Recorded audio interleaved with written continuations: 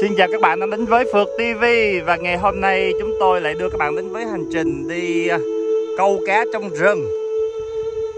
Chuyến này thì chúng tôi có 8 anh em sẽ khởi hành một chuyến đi câu trong rừng 3 ngày 2 đêm cùng với một em hợi.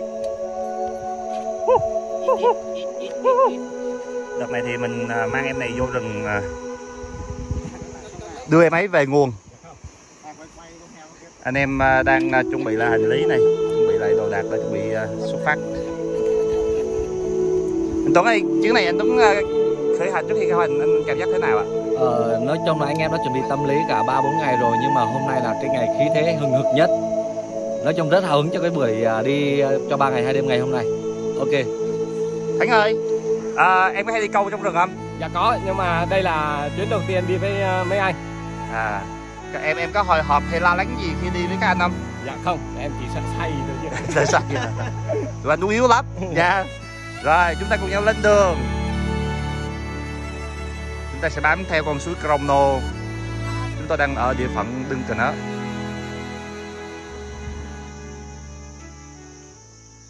Các bạn thân mến, đây là chuyến đi câu thứ 3 của tôi ở khu rừng này.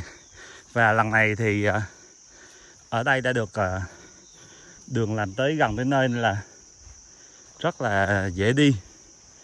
Nên là những cái khu gần gần này người dân vô rất là nhiều. Đang đóng bè. Đóng bè á em.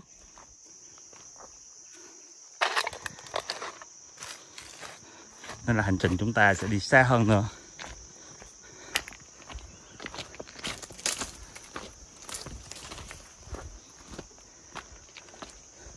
Con đường thì đầy đá cuội. Lần này thì tôi vừa mua một đôi dép mới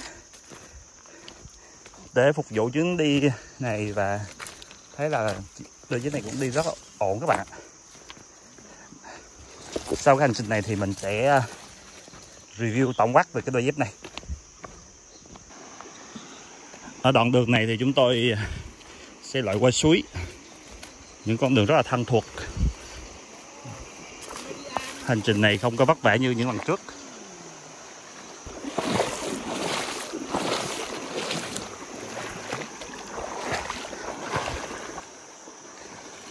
Con suối này lội cũng dễ dàng thôi. Nhờ đôi dép nhựa chuyên dụng đi rừng nên là không bị trơn trượt.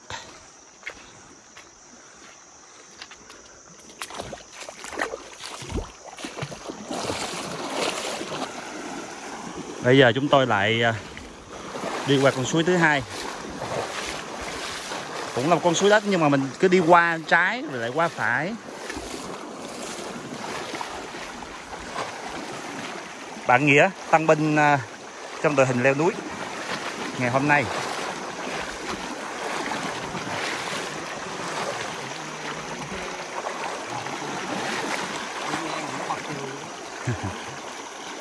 Nghĩa còn từ từ sẽ có kinh nghiệm thôi.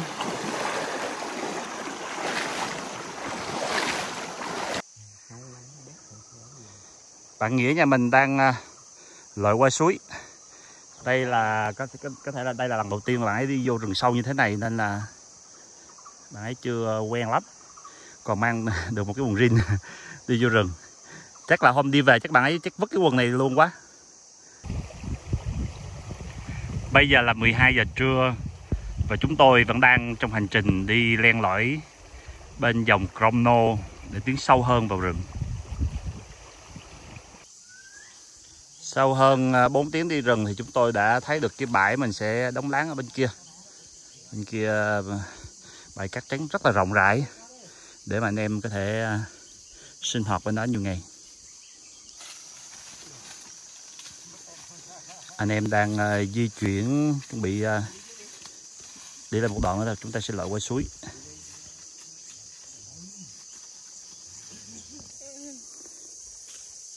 Vậy là anh em cũng đã đến đặt chân lên được cái bãi cắm trại. Đây là một cái điểm đóng láng của nhiều người đi rừng.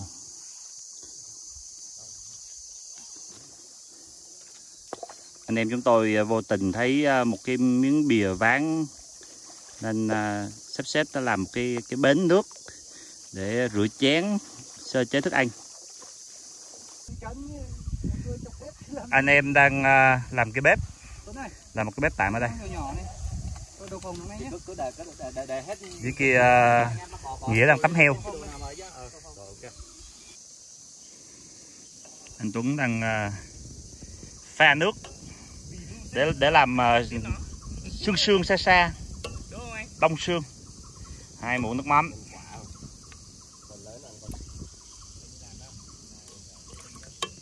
Anh em nấu đông xương xa xa trong rừng.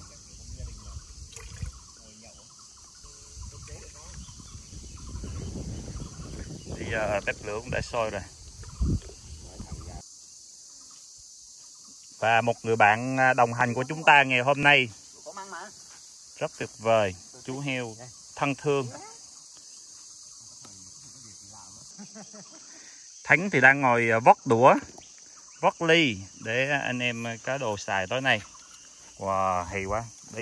Đây có cái máng lợn này. Nói đùa chứ đây là cũng là một cái vật liệu bỏ cái giống như cái dĩa ở nhà mình đó. Cái đĩa, cái tô, cái bát đó, đó. Còn bên này thì Hà đang làm cái bộ móc võng 3 chân,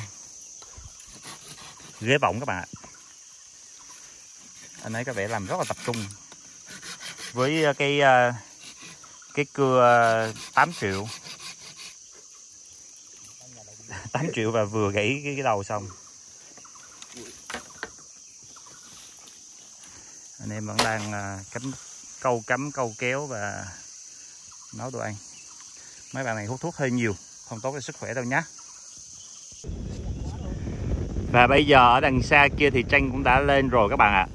Chúng tôi đang tắm, người thì tắm rửa, người thì nấu ăn. Anh em đang chuẩn bị cho party tối hôm nay.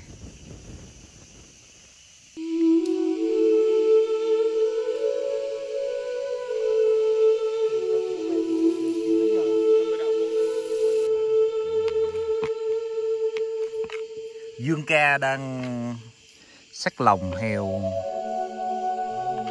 Dương ca anh Dương quá. Hả? Đó treo đây nè. Chụp xong chưa? Mời cả nhà ăn tối.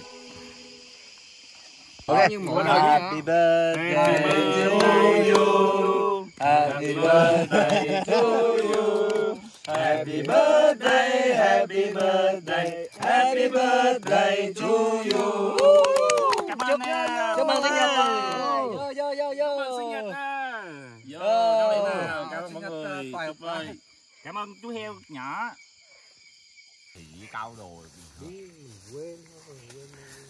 Bây giờ là cũng đã muộn rồi, anh em chung đều ngủ. Mấy anh em khác thì đang ngồi ở ngoài uống trà. Xin chào các bạn đang đến với buổi sáng ở trong rừng. Và sáng hôm nay anh em chúng tôi dậy sớm chuẩn bị cần để đi câu.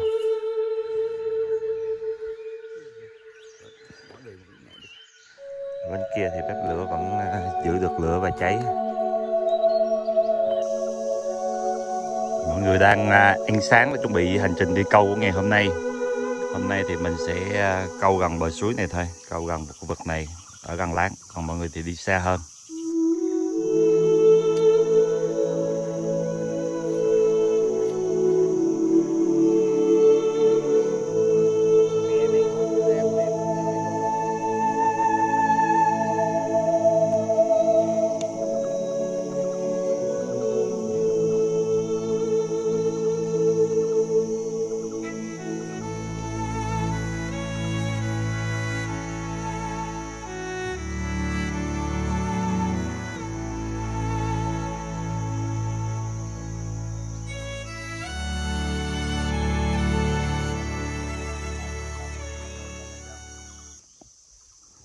Mình vừa cột võng bên này và chiếm cái võng của Hà Trịnh, thì Hà Trịnh đang làm cái khu vực một cái giàn ngủ trên cây ở bên kia. Anh em buổi trưa trong rừng, mỗi người một góc. Nước trong xanh và mát mẻ. Lâu lâu Hà có dịp vô rừng để thể hiện.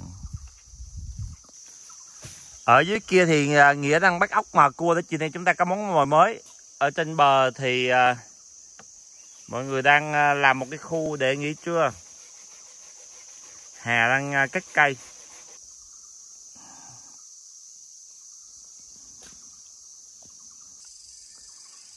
Sau khi Hà đã chẻ tre xong thì đang một cái tấm giường trên cây êm nệm ở khu vực này.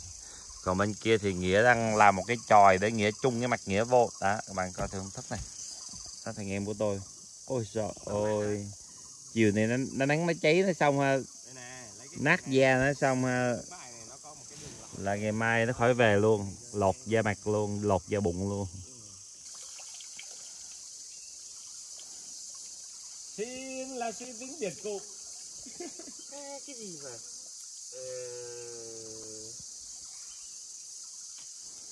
8 người 8 lít 8327 8324. Sau khi một hành trình đi câu cá về thì đây là Dương và một em. Con này là gì? Tao biết Lubacia. Lubacia. Lubacia rất là khủng. Và em cái con. Vậy là chiều nay anh em lại có một tí mồi để ngồi nhâm nhi với nhau bên bờ suối mát. Nè, chúng tôi đang chuẩn bị mấy cái ống để chuẩn bị nấu cơm lam chiều nay. Bên kia thì anh em cũng đang đi câu cá về. Bên này Hà đang làm cá vừa về, thành quả một chuyến câu. Chắc có lẽ hôm nay chúng tôi câu tới đây và chuyến này cũng nhiêu đây thôi, tại vì ngày mai mọi người về rồi. Lubacia, con em này chắc khoảng tầm 5 đến 7 kg. Anh em đang phụ nhau làm cá. Chúng ta sẽ có những món như là phi lê mù tạt này, rồi nấu canh, cháo. Một ít thì mình sấy nhẹ để tối nhâm nhi làm mồi. Trên kia bếp đang đỏ lửa các bạn ạ. Xin chào các bạn đang đến với buổi tối ở trong rừng. Và tối hôm nay anh em lại quay quần bên chiếc bàn nhỏ ăn tối đêm thứ hai ở trong rừng. Và tối nay chúng tôi có món cá sashimi. Kia là phần thịt heo xào cái đầu cá siêu to khổng lồ. Đầu cá siêu to. Đây, nồi canh tuyệt vời luôn. Và Ốc ba tội nguyện nấu. Là nồi cháo. Đây là nồi cháo. Wow. Bốc khói. Quá ngon. Lên đèn cu. Rồi, lên đèn. Rơm á, làm gì có rơm trong còn cái vỏ không à? Sập luôn. Sập. Nó rút ra nó sập. Bây giờ đêm đã khuya, mọi người đang nằm trên bãi cát ngắm trăng đêm các bạn ạ. Đêm nay trăng 14 rất đẹp. Nằm trong rừng anh em đã không còn nằm trong lều nữa rồi. Nằm hết sắp lấp ở đây nè. Do anh em nằm nghỉ nên mình không bật đèn pin các bạn thấy được. Đó, nằm chơi, nhìn lên trời sao.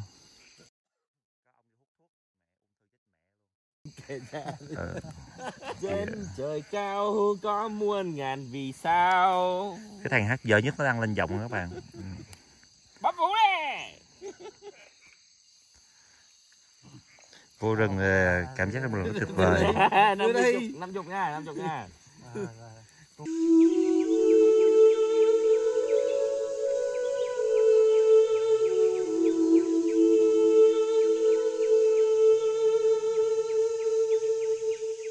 Chào mừng các bạn đã đến với buổi sáng ở trong rừng. Và đêm qua anh em chúng tôi ăn tối xong thì nằm ngắm trăng và ngủ ở ngoài trời. Trời sương nhẹ và không có lạnh. Đây là dàn cá sấy của chúng tôi. Con cá đã khô rồi. Bếp lửa vẫn bập bùng cháy trong đêm. Sáng nay anh em ăn cháo sáng và chuẩn bị hành trình đi về ra khỏi rừng. Hiện tại là nồi cháo rất là chất lượng các bạn. Mọi người đang chuẩn bị dọn hành lý, chuẩn bị đi về. Sau 3 ngày 2 đêm ở trong rừng thì chúng tôi sẽ chia tay nơi này trở về lại ngoài kia. Bây giờ anh em chúng tôi đang trên hành trình trở về sau chuyến đi 2 đêm trong rừng. Giờ chúng ta sẽ lội qua suối. Đây là đoạn đường suối mà nên phải cắt ngang. Đoạn này rất là sâu các bạn ạ. Chắc cũng tới bụng. Anh em đang cắt vài cây lồ ô để là giờ làm bè. Đang phụ nhau thả cây xuống dưới sông để xuống dưới kết bè.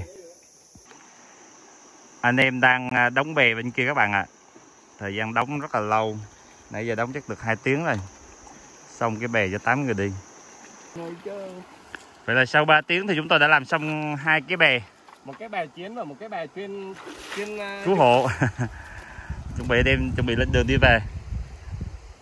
nhìn rất là hoành tráng, rất gì vào này nọ các đồng chí ạ. Nhìn thì cũng ra gì phết nhưng mà khi đi không biết có ra gì không.